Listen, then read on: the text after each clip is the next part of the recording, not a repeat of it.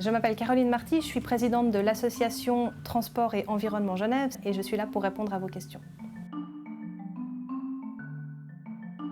Alors, je comprends tout à fait la problématique des personnes qui habitent loin de leur travail et qui n'ont pas forcément la possibilité de pouvoir s'y rendre directement, soit à vélo, soit en transport public par exemple. Donc il y a d'autres possibilités qui s'offrent à vous. La première, je dirais que c'est celle du covoiturage. Aujourd'hui à Genève, les voitures, elles ne sont remplies en moyenne que par 1,1 passager, donc ça veut dire que la plupart des voitures ne transportent qu'une seule personne alors qu'elles sont conçues pour en transporter 5. Donc il y a la possibilité de pouvoir mieux rationaliser ces déplacements en voiture par le covoiturage en mettant plus de personnes dans un seul véhicule.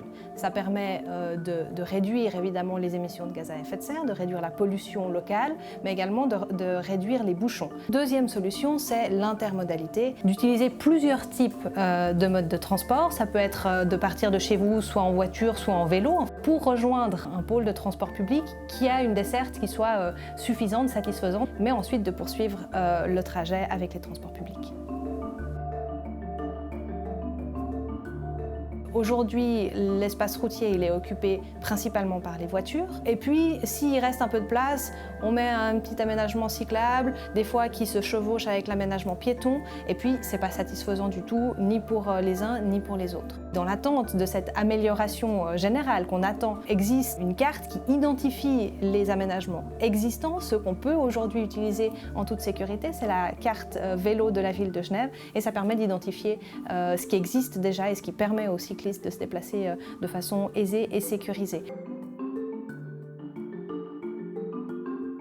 Un autre outil qui peut être utilisé, c'est une prestation qui est offerte par les TPG et qui s'appelle TPG Flex et qui permet, en fait, c'est des transports publics à la demande dans des zones qui sont pas aussi étendues évidemment que le centre-ville. Et ça permet simplement aux usagers de demander un trajet entre un arrêt de bus et un autre dans cette zone qui est couverte. Donc on est dans une prestation qui est un peu entre les transports publics et le taxi.